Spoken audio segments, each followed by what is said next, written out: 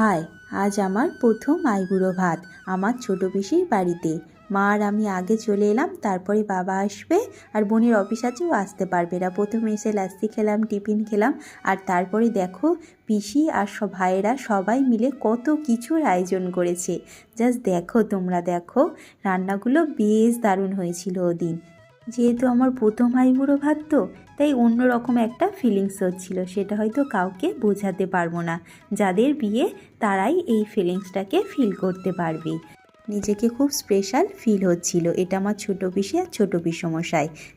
পিসি আর পিসমশাই আমাকে আশীর্বাদ করলো। তারপরে দেখো আমার বড় মা, মানে ঠাকুমাকে আমি বড় মা বলি, বড় মা পিসির বাড়িতে ছিল। তো বড়মাকে দেখে আমি প্রথমে একটু ইমোশনাল হয়ে পড়েছিলাম, কারণ এটা আমার প্রথম আইবুড়ো ভাত ছিল। আর তারপরে আমার দাদুর কথা খুবই মনে পড়ছিল ওই দিন। চলো আজ আসি, পরে দেখা হবে, টাটা।